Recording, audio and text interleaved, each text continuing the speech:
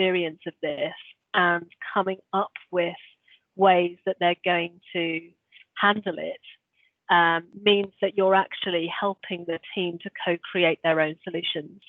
So both for myself in my role as head of wellbeing, but also in the forums that I'm part of, the groups I'm part of, we're seeing that where the discussion, that open discussion in the teams, it's really, really benefiting people.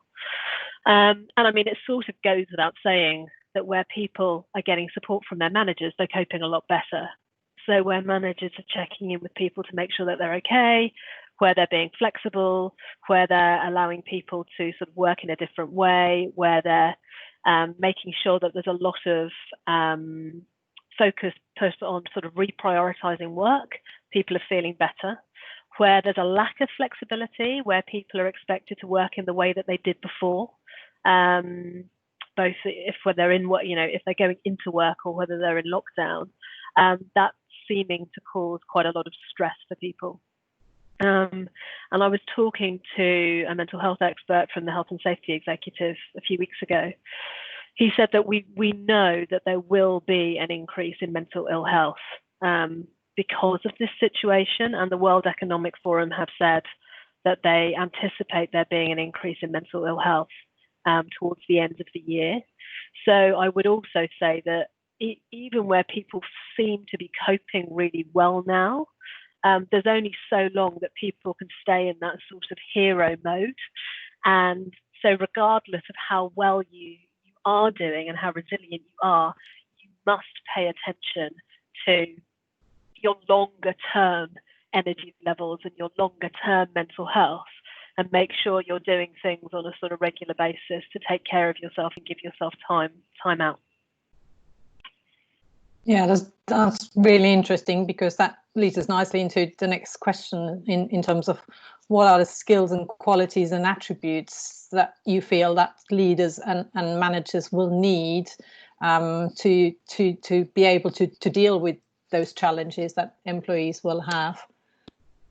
Yeah, okay. Well, the one thing that has become sort of increasingly apparent to me is the ability to coach as a manager has never been more important. So managers don't have all the answers at the moment. I mean, nobody does. And they don't have the answers on two levels. In terms of, the way that we're having to pivot in the business, it's created some complexity around what we do now, how this is affecting our services. Either we've become very, very busy, or we're not busy at all, or sort of anything in between. So how do you pivot? So there's a lot of complexity for managers there. But also, they're not going to be able to solve the problems for their team right now. There's definitely things that they can do to help them, but they simply won't have the answers, and they won't have the solutions that sort of take all of the pain away, that take all of the discomfort away. So the thing that will really, really help them to support people is just being curious and having the ability to listen. Because, I mean, often people don't need you to solve their problems yet, but they do need to know that they can speak openly and candidly with you about what is going on for them, without you judging them or blaming them or reacting in a negative way. So I think the first thing that managers absolutely need to be doing is paying attention to what people have to say and creating the space and the environment where people do speak up. But it does require a level of curiosity. It requires you as a manager to step away from day-to-day delivery to say, right, how is everybody doing? And we're having to be much, much more intentional about doing that. Because there aren't all those sort of incidental conversations happening where we're working from home, and where we're in our businesses, we can often be a lot busier. So, the next thing that has just, this is almost common sense, but has become so much more important is flexibility. And I think it's really important to recognize that, apart from the fact that people need flexibility at the moment because our sort of bandwidth is being stretched, and we're having to take on a lot as people. There's a lot of sort of stress and anxiety and worry about the future, or worry about what's going on now. And it's very hard sometimes for us to just work as usual and do our day job and stay very focused when all of this sort of noise is going on around us. So giving people the flexibility to be able to do their work in a way that suits them is really important. Now, I'm not suggesting that you just let, your teams basically go off and work any way they want to. You need to have some sort of a cohesive approach because you've got to keep a team aligned. But, saying to people that it's fine to take regular breaks, to take longer lunch hours, maybe to do their hours, in the evening if they need to. Some businesses are much more flexible than others. Is really, really important. And you as a leader or a manager, if you're not being flexible in your approach, if you're not taking the opportunities to work in that flexible way, then you may find that the people that work for you are less inclined to. And I've definitely heard lots of people saying, I can't take time off because nobody is taking time off, or I don't want to take breaks during the day because nobody's taking breaks during the day. Something's got to start that pattern of behavior to allow people to do those things, and it starts with the manager. And I think it's certainly also leaders will have to almost make it clear that that time is ring fenced, so that they give you all the managers and including themselves, obviously, as leaders and as managers themselves, that carte blanche to actually spend that time in one-to-ones with their team members and actually. So it's essentially endorsed by the organisation rather than just something that people feel they can't do because it's not been officially sanctioned, if you like. Yeah, absolutely. I think the messaging that comes out from the organisation is really, really important because it reinforces the fact that it's okay to do these things. And I think you need the two levels. So where I talked about co-creation and teams coming up with their own solutions to the way that they want to work, it's all very well them doing that. But if there's some different message coming out from, the centre, from, senior leadership that is that I guess doesn't support what they want to do, then that's going to cause real problems. So communication, going on to the next point, is really important. So what I've seen so many organisations really up the ante on their communication. So the communication that comes out from the CEO or the MD or the most senior leader to show some sort of honesty and vulnerability around how they're experiencing the situation and reinforcing the fact that people do need to take care of themselves during this time. The wider leadership team also supporting those messages and also trying to make it as inclusive as possible. So understanding that there's lots of different groups of people in the workplace at the moment. At any one time, you might have people who are on furlough. You might have people who are working part-time. You might have people who are working full-time. You might have people in and out of the business. And you might already have people who've been made redundant and who are on their exit. They all require different levels of support. So it's really important for the manager to sort of be aware of all of those people and what they might need. And that's just around ongoing conversation, really. Something that Mental Health Awareness Week, which was 2 weeks ago I think. Yeah, 2 weeks ago. It was on the theme of kindness, and so that brought up this idea of being kind. And the focus of Mental Health Awareness Week was predominantly, I think, around being kind to each other.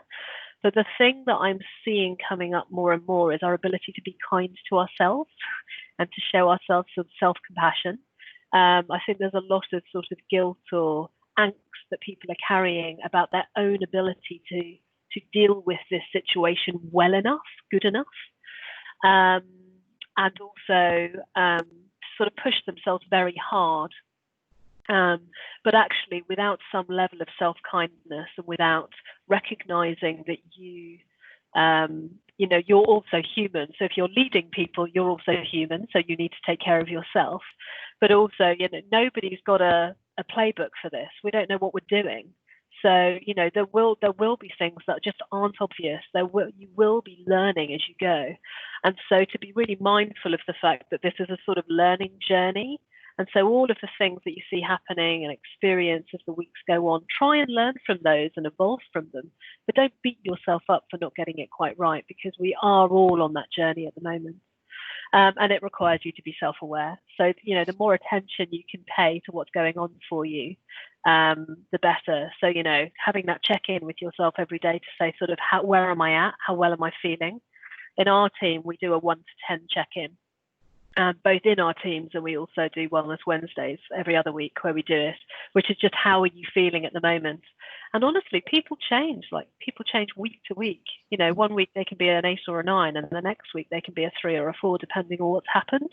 But just paying attention to yourself and where you're at, and trying not to be a hero is vital, I think. Yeah. So, what do you think the impact of all of the challenges that we're currently faced with have on the rest of the team, how we feel about ourselves, on the organization, and on performance and productivity? So, I mean, mental health thrives in an environment where people can speak up. So where they can express themselves, where they can speak honestly about their experiences and what's going on for them. And so, if you create that environment where you normalize conversations around how I'm feeling, that will have a significant impact on people's well-being, both in the short and the longer term. And mental health is a part of well-being, but it's a very, very important, significant part of well-being. But also it enables people to take accountability for themselves. So if you say, you need to take care of yourself, you need to get your work done, and if you can't get your work done for any reason, then speak to me. But do it in a way that you can, that allows you to feel good about it, or allows you to do it effectively. Then that just enables people to take responsibility. I mean, the role of a leader or manager is really important when it comes to helping to set the priorities. I think it's really important that people understand what they need to focus on. But once they do, you can let them sort of get on and do that, being there for support and having regular conversations, but not without the need to sort of look over them to see what they're doing. I think managers or leaders who've historically had more of a tendency to micromanage may be finding this hard.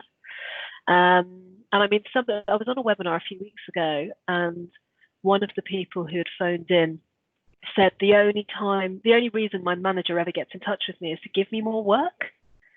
And I thought, no, that's definitely not going to help with mental health. You have to be making sure that people are okay and that they know what their priorities are. But certainly that shouldn't just be a one-way, flow of traffic. And also, I think, it's really important to avoid silos. It's difficult to break them down in a remote world. So you have to sort of consider how you bring the teams together. Once again, in our environment, we co-created that. So we said, how are we going to stay connected? And it was the team that came up with all of the solutions to that. So management didn't have to sit down to solve that. And then the team went off and made that happen. So that was fantastic. But also we're doing a lot of work around recognition. So we're creating more opportunities for people to give each other feedback on the impact they're having on each other and the work that they're doing and their contribution. Because I did start to notice people almost feeling like they weren't getting that positive reinforcement because the incidental conversations weren't happening. So we've had to be quite intentional about that. But also when you are having more regular conversations with people, you do pick up on the problems earlier. So if there are going to be issues around mental health, you will tend to pick up on them if you know what to look for. Notwithstanding the fact that some people will opt out when they are suffering, and they won't want to talk. So, that there are two sides to that to be aware of. Yeah, it's quite interesting because we touched on that 2 weeks ago in terms of how do you then actually spot those signs, and that's where the next question is leading to as well. So how do you actually identify the signs that people are struggling? How can you pick it up when we're all working remotely and we are not in contact with each other on a daily basis. Yeah, okay. So people can become withdrawn, but you won't necessarily know that they are withdrawn. So I mean, one person in my team, for instance, is normally somebody who's pretty chilled out, doesn't really need a huge amount of direction, they're really very, very good at the job. And I hadn't spoken to them for about 5 weeks, and I just dropped them a line. I'm not their line manager, so that they would have been speaking to their line manager. I just dropped them a line yesterday. Their partner's pregnant. So I just wanted to check in with them, and he said, I've been suffering really badly with anxiety. And I mean, I coach him, so I said, oh, you didn't book a coaching session last month, and he said, I just couldn't talk about it. So that was quite interesting. His manager had spoken to me a couple of times over the last couple of weeks, which is what made me get in touch with him. Anyway, so somebody was onto it, but I think if people are withdrawn, you sort of need to find them. If people are working very long hours, that can be a sign that they're struggling or they're sort of avoiding something. Well, I have heard a few people say, I don't want to stop working because then I'll think about everything, and I don't want to have to think about it. And also, if people aren't delivering, I mean, that's always been a sign that people are struggling. I think the one thing to be really mindful of is that the first port of call shouldn't be blame, or sort of, those conversations we have with ourselves, which is like, why have they not dialed into this meeting, or where are they, or why isn't the work being done, or God, they're working ridiculously long hours. That sort of narrative isn't helpful. It's like, why are they withdrawn? Why are they working longer hours? Why have I not received that work? What is going on? So to get curious is the first port of call, and any changes in behavior are always really, really important to look out for. So I just noticed an American spelling of behavior. That distracted me. But yeah, so I think it's really important to recognise that if you just see a shift in behaviour, then that can be a sign. And if all else fails, if you don't notice those signs, ask, and make sure you're constantly checking in with everybody just to say, how are you doing, both at a team and an individual level. Yeah, and you've already referred to the contacts that you instigated by talking to your colleague who you normally don't talk to on a regular basis, or on the line manager. But how would you suggest, as a team manager, say somebody is withdrawn or is not communicating, how do you best approach people and open up that conversation to actually get them to speak, to say, I'm struggling, help? Yeah. Well, I mean, I'm a big advocate for continuous performance management anyway, where you don't have annual appraisals and you're having ongoing developmental conversations outside of the day-to-day sort of delivery type conversations. So if you're already doing that as an organisation, you'll already be having regular conversations with people where you sit down and you talk about more than just getting the job done, where you're actually asking them how they're doing, what progress they're making, whether they're on track, how they're feeling. If you don't have those things already happening, then it's about, I guess, once again going back to the curiosity, not making any assumptions about why somebody might be feeling the way they are. And bearing in mind, I'm a coach, so my job is to not make assumptions and to be really open-minded and to have a not knowing approach when I go into a conversation with somebody. It can be really difficult to do that sometimes when you really know somebody, but it's very important to do it, because honestly, you just don't know what's going on for people. I think if mental health and well-being are already on the agenda in the business, it makes it much easier to have that conversation, because it's part of the organizational narrative. And so actually you're just continuing the conversation at a local level. And there really needs to be no downside to disclosure. And unfortunately, the stats show us that people are still, they don't get the response they necessarily want when they're honest about their mental health and how they're feeling. We talk about psychological safety. I do it a lot in my work, where you have to be able to speak up and disclose things about yourself and not have them sort of go against you. Amy Edmondson, brilliant book, The Fearless Organization, talks about being able to take interpersonal risk. So, you have to be able to speak up without you thinking it's going to have some sort of repercussions for you. And it's start, if the leaders start that conversation, if leaders who have suffered with mental health themselves are open about their own experiences, they don't need to go into a huge amount of detail, but certainly they can show that they're human. That really is helpful. But we all know people who have had difficult experiences in that respect. So just being human about it, and going into that conversation in a sort of very open-minded way, and also leading in a healthy way. So, leaders who, there's a publishing company called Hachette who I speak to quite a lot. And they've been quite intentional about the way leaders act. And also St. John Ambulance, they've actually said to leaders, right, you need to take breaks, you need to take holidays, and you need to tell people that you're doing it, and you need to tell them why you're doing it. And they're pushing that agenda. And we have to avoid double signals. So Arnie Mindell is actually a global mediator, or was, and he said one of the biggest derailers in sort of relationships and trust are double signals, where you say one thing and you do something else. So if we as a leader or a manager are saying, look, we don't want you to be working long hours, but you're giving them tons of work, or, we want you to make sure you take time off, but they're saying, look, guys, we've got to work really hard, otherwise people are going to lose their jobs. Those double signals definitely don't help. So you have to make sure that there's a consistency in what you're saying to people. And if you're saying to people, take care of yourself, take time off, make sure that you don't work too hard, you can work flexibly, but you as a manager or leader are doing none of that, well, expect your people to follow suit. And as somebody who was that leader, I've got first-hand experience.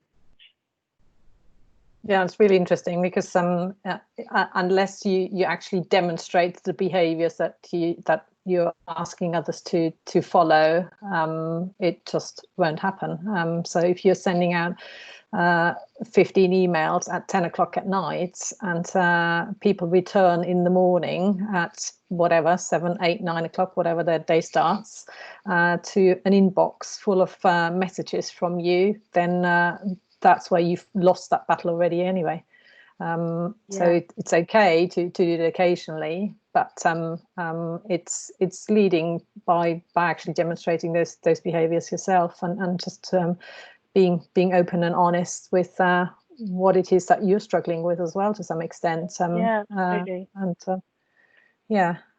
So moving on to sort of the next point, which is referring to the clear review way of working, of creating a culture of open and honest feedback. What have your experience has been as head of wellbeing with clear review on that?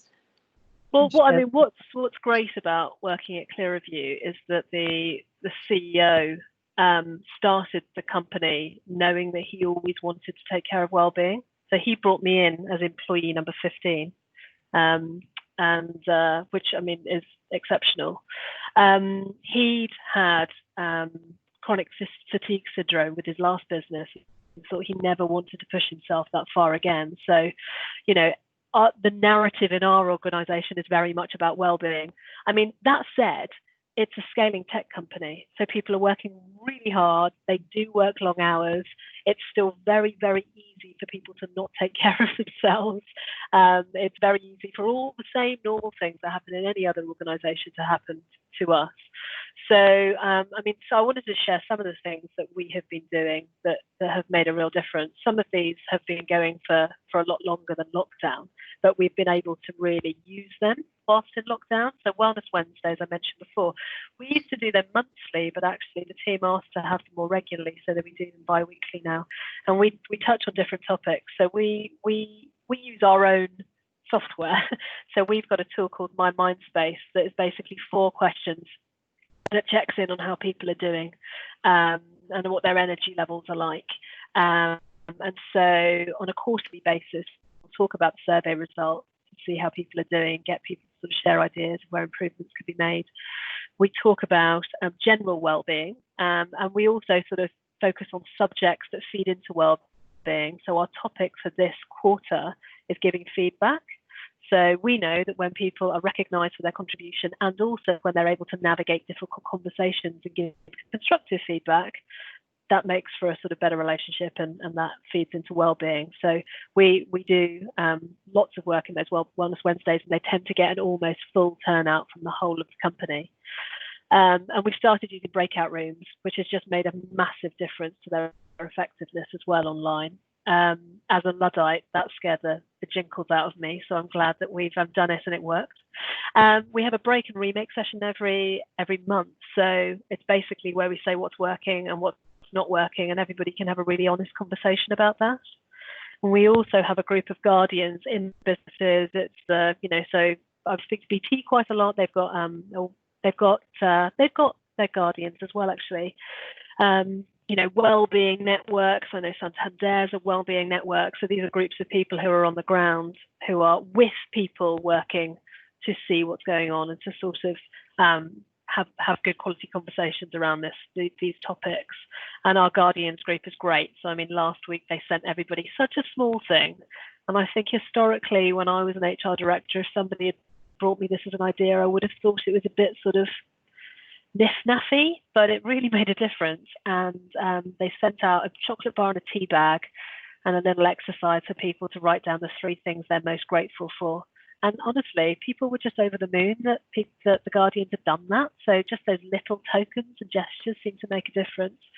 But we also have a manifesto which well-being and mental health is sort of embedded into. And we already had values, but we also came up with this set of commitments, which was co-created by the team once again. So it's a manifesto which everybody lives by, which is, caring for each other, being able to speak up, being able to have honest conversations. So we sort of embed it into what we do every day. Great. And moving on to the resources that are available to people and leaders and managers specifically. Are there any that you've come across that jump out that you can share with a group, and or also internal resources that might be available that people can tap into that they actually didn't know that existed until now? Yeah, okay. Well, so I mean, a lot of people will have heard about Mental Health First Aid England, and having mental health first aiders in your business. I mean, they've become sort of fairly prevalent. People who can help people when they spot that they're not okay. Like, personally, I think mental health first aid is a great idea, but I don't think that if you haven't got any money to invest in that at the moment, I don't think it's necessary. I think having some sort of network of people who are there on the ground to see how people are doing and to sort of continue the conversation is important.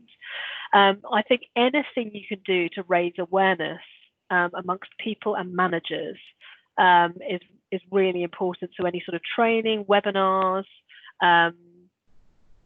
knowledge sharing to improve self-awareness and also to improve coaching skills for managers is important. But also sharing knowledge around, psychological safety, growth mindset, self-care, strengths. I mean, I do webinars on those topics. I know there's lots of people who do. There's lots of great books out there that talks about this stuff. Carol Dweck is the person behind Growth Mindset.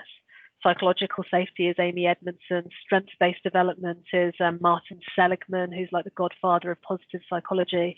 You can go and read any of their books or their articles, put together a little webinar on these things. This is easy stuff that you can mobilize on.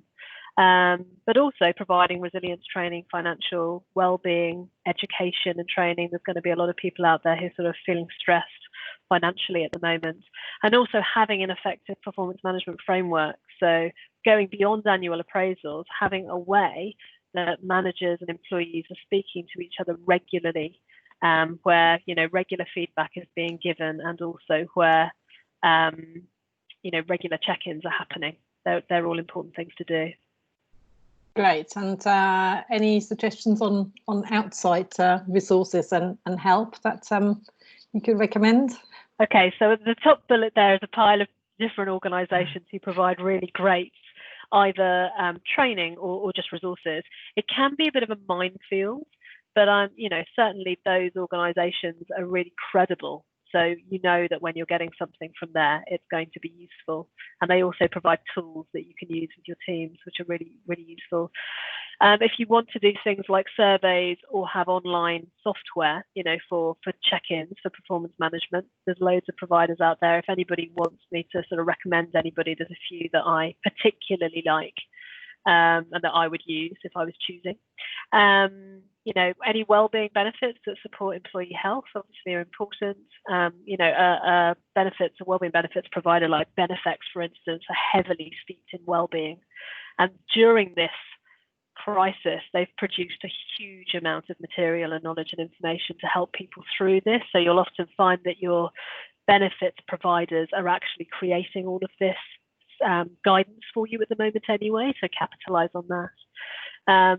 There seems to be more sort of counselling and therapeutic apps and services being sort of put in place in businesses and organisations. St John have just rolled out a trauma support service, and I know that Santander, with the Thrive app that they've implemented, they're now offering app-based counsellors, wellbeing coaches. I mean, somebody like Sanctus, an organisation like Sanctus, would provide those.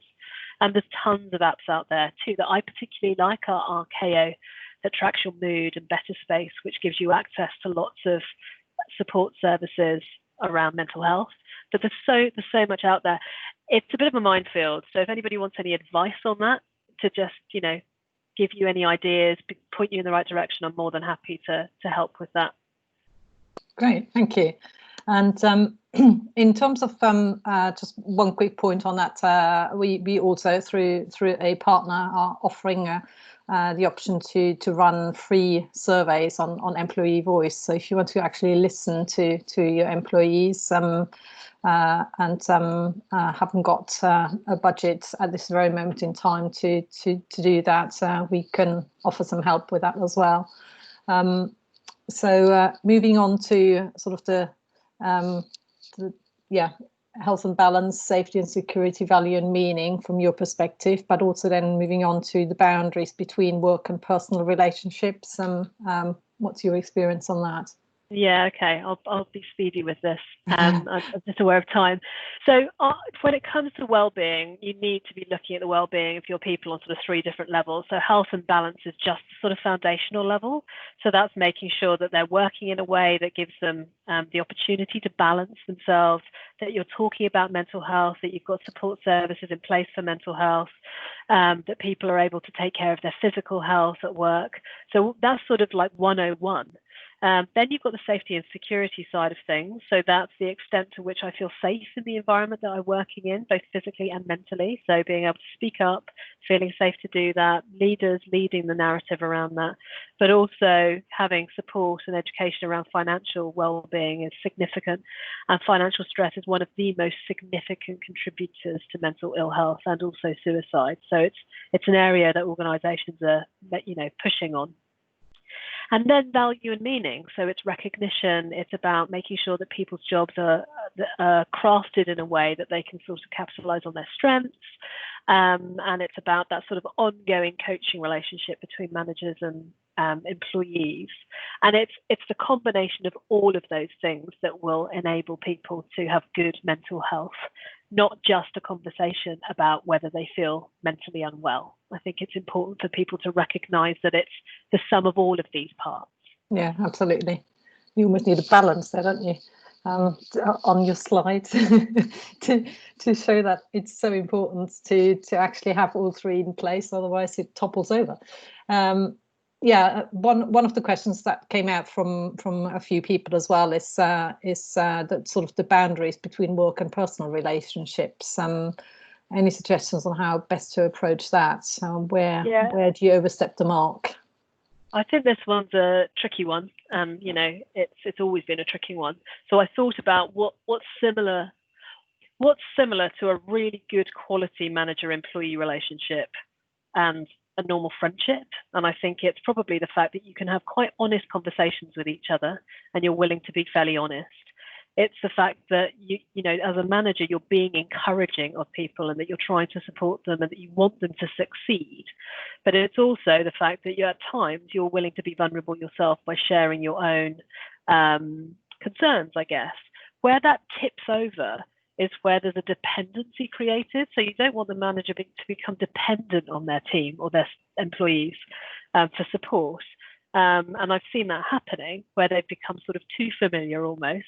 But you can definitely have a situation or a relationship where you can be open and honest and talk about your life without creating that dependency. I think the big differentiators between a friendship and a sort of manager-employee relationship is that you know, it's a developmental relationship. The manager has a responsibility to support the people in their team with development. So they may be self-starters, they may be developing themselves, but they should be developing. And that is up to the manager to make sure that sort of the blockers are removed for them to progress. They need to be able to provide clear direction, a clear vision, and to help them to prioritize. You know, that's not happening in your average friendship. And if it is, I can imagine that, you know, there might be some fallings out. And also managers have to be able to give honest feedback, whether it be good or bad. They have to be able to constructively feedback to people if they're sort of off track, or if, you know, they need to focus their efforts and energies in a certain direction. Once again, not something that would feature as a regular relationship aspect if you unless you've got a very, very good relationship, in which case great. Yeah, absolutely. Fantastic. That's the main part of Natasha's presentation, and really at this point I thought it's worth opening up the conversation to everyone else. So feel free to comment or bring up any ideas or suggestions that you have. One of the things that or one of the questions that has come up as part of the sort of people registering is what do you do, or what support can you give when you've got the other extreme, that someone doesn't think there is a problem, but you actually as the manager or leader of the team know that there is a problem. Yeah. Okay, that's really difficult, and that's where I think honesty is really important. I mean, I don't get me wrong. I've had those situations where the employee is vehement that there is no problem, and that can lead to some real issues, and it can even lead to an exit. If I'm honest, if they're not performing in their role yet they're unwilling to take responsibility for their delivery, then that's a real issue. The majority of people, if you have an honest conversation with them and say, you know, you aren't yourself and I've seen a shift, then they're normally willing to open up. If it's a performance issue, that might be slightly different because they may want to protect themselves. So I think as the manager, you need to be really, really clear about what you need the performance to look like, and give them enough of an opportunity to get there before you sort of escalate the situation. But yeah, that can be a really difficult situation to deal with. And often we're not conscious of our own sort of behaviours and problems. And so by having a couple of conversations to try and surface those initially, it does often lead to, you know, more positive outcomes. Okay. Mark, did you want to contribute? You've just made a point about research. Did you want to share some of that? No, I'm keen that we give time to questions to the participants, really. Yeah, that's really what we've pretty much already started. So any contribution you wanted to make to say that research shows 52% of feedback improves performance. Yeah, no, I'm just picking up on the feedback comment, really. Really interesting podcast by Evan Davis, Bottom Line, on behavioural science on this whole aspect. I'd advise people to have a look at that, really. Okay, great, thank you. Any other comments? Feel free to unmute yourselves and talk and contribute with ideas or experiences that you've had and you want to share with the group. Hi, can you hear me? All right. Yeah. I've got a fairly small team, and I noticed there was issues with some people with their mental health. Was they were certainly suffering from working at home, and we did all sorts of things. I offered flexibility in working. We had wellness meetings, all sorts of we had quizzes, or anything really. We were doing all sorts. We even had a sing and a dance along on video to try and sort of lighten the mood, and stay in get up and log on when you're able to, because one person was struggling to get up on a morning, so was obviously suffering. Now I've got two team members though who've now had to go on sick absence, so it really feels like I've failed, I suppose.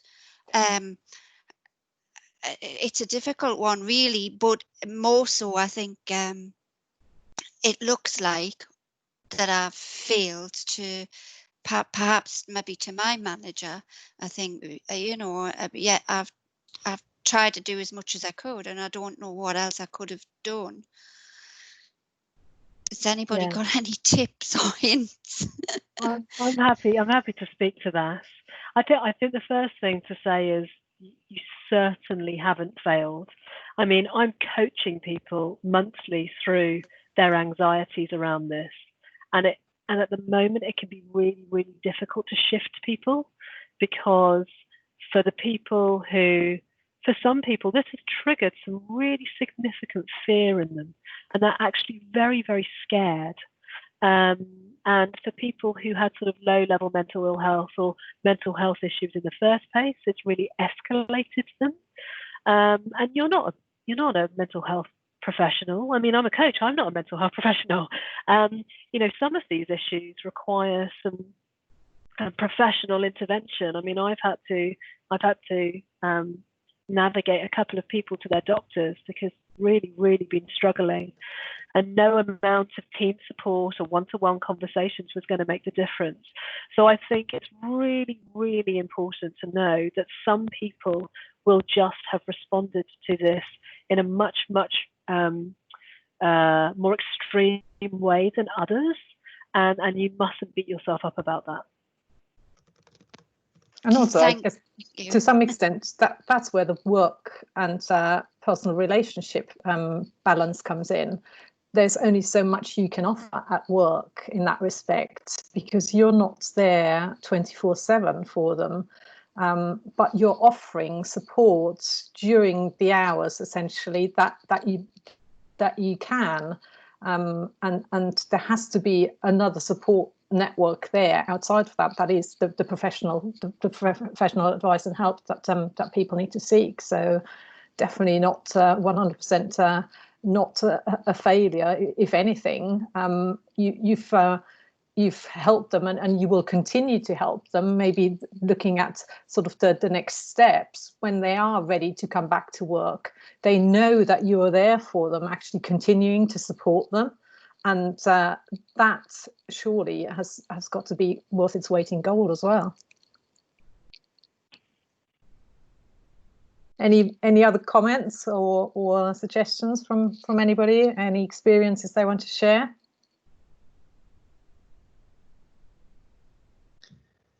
It's Mark here. I mean, my experience working in an organisation and having a manager who, I mean, I had a manager who I like me had some mental health issues. So I mean, it wasn't such a it wasn't such a problem broaching the topic with him. But I mean, we've put a lot of emphasis on managers, which is correct in some ways. I think it's also important that managers, you check in about, well, what is the support network around the individual that can help. I mean, for me, often it was just, and it has always been, having friends I can use, I can chat with, and a sounding board.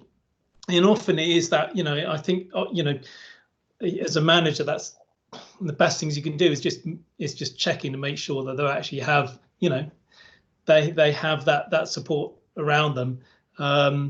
that kind of informal support, which can really be helpful. And then as well as, of course, the kind of resources which an organisation provides. So that's my own experience. Yeah, I think that's a really good point, Mark. I think there's only so much that you can do, but as a manager, for more empathetic managers, it can feel as though they sort of almost need to solve the problem for people. But humans are incredibly complex, very, very complex beings. And, I think if you can hand on heart say that you've done your best to stay connected to them, to speak to them and to give them the space to be able to work in the way that they need to, and you're giving them the support, then, that there are people outside of you that can help with that. And you need to, you need support yourself. Yeah, and it's actually, it's really important in leadership and management development that we talk about this, is that you have self-awareness. It's actually mentioned of the emotional intelligence component. It's so important because it's important to know that you might not be the person, you might not have really those skills or capabilities. It's being aware of that really, and to know when actually to give it to someone else, or to pass it on to someone else who's in a better position to be able to help. I think part of it is we're an incredibly complex chemical makeup, and it's individuals trying to manage that chemical balance within themselves as much as anything else. I was saying earlier, we provide free laughter sessions, and part of that is being able to help people to simulate their laughter when they get into a stressful situation. So it might just, something might happen and they go, ha, ha, ha, ha, ha, ha, ha, ha, because it helps them. It immediately helps to reduce their cortisol and adrenaline and helps them move away from that sort of stressful situation. And there are different other activities that people can use. But I think also to encourage individuals to look after themselves in terms of managing their chemical balance, regular exercise and getting out there. Immediately you start to feel better if you've been for a good walk or been out, had a chat with someone, and space to chill out. People, particularly working at home, individuals are trying to balance working now with their family demands, and with other home demands that are being made of them, when they're actually trying to get on and meet the demands of their work as well. So it is important that individuals try and find time to chill out, to maybe meditate and have space for themselves. Great. Thank you so much. I think we're close to our 4 o'clock. Thank you so much, Natasha. Before we finish, what I quickly wanted to do is, and I'll just briefly share my screen again, is actually look at some topics that we might want to cover in 2 weeks' time and in 4 weeks' time. Planning to hold a few more of those, and I just wondered whether each and every one of you can just have a quick read of the points. The first one is about surveying. Second one is about meaningful communication, remote working, motivation, innovation and leadership, job changes, and job has changed completely. That means digital change and return to work. And just write some quick numbers in the chat to let us know which ones you're particularly interested in, and specifically what questions you would like to discuss with those points, and that would be really helpful. So I'll leave those up for another 30 seconds, and remember that we've done a recording of the session, so if anybody would like me to share that with them, please let me know. And also we're offering a free 30-minute consultation, not specifically around well-being, but around anything to do with employee engagement, people insight and culture change currently. So again, if you'd be interested in talking to me about that, then feel free to to message me on that. And we've also taken our masterclasses online and are currently offering a special discount on those. So if you're looking at upskilling or just embedding some knowledge or refreshing some knowledge that you might want, feel free to head to the website to have a look for those. Yeah, so it's been fantastic. Thank you so much to everyone, and keep messaging about which topics are of particular interest, and I'll stop sharing again in a second so we can do an official bye to everyone. So we're doing this every 2 weeks, aren't we? Yes, yeah. So the next one is on the 3 p.m. 18th. Yeah, at 3 p.m. and we'll obviously send some messages out to everyone to get them. So thank you so much, Natasha. It's been wonderful having you as part of the group, and feel free to obviously join us again in 2 weeks' time. And thank you ever so much, everyone. Bye, everyone. Bye. Thank you. Bye. Bye. Thanks a lot. Thanks. Thank you. Bye. Bye. Good to see you.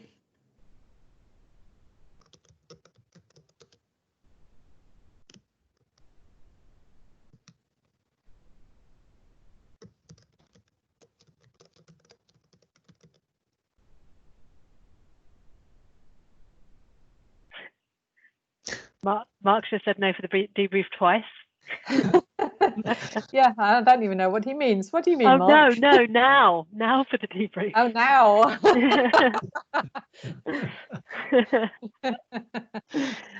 Right, well, I'll shoot off and leave you guys. Okay, great. Thank you so much, Natasha. No problem. Take care. Natasha. See you soon. Thanks very much for your help. Cheerio. Okay, Bye. Bye-bye.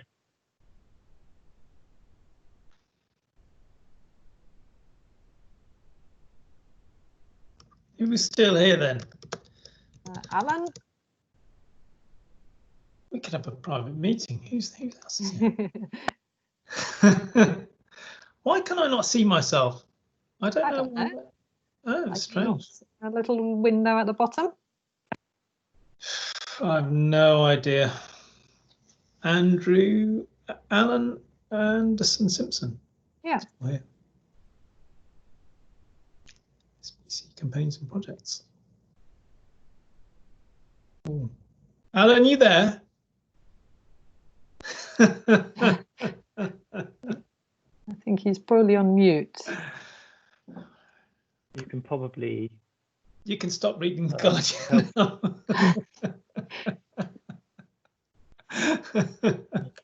If he's not there, you might be able to, you can leave, help him leave, or help him leave the meeting. Oh. I've helped him leave the meeting. Oh, So let me stop recording.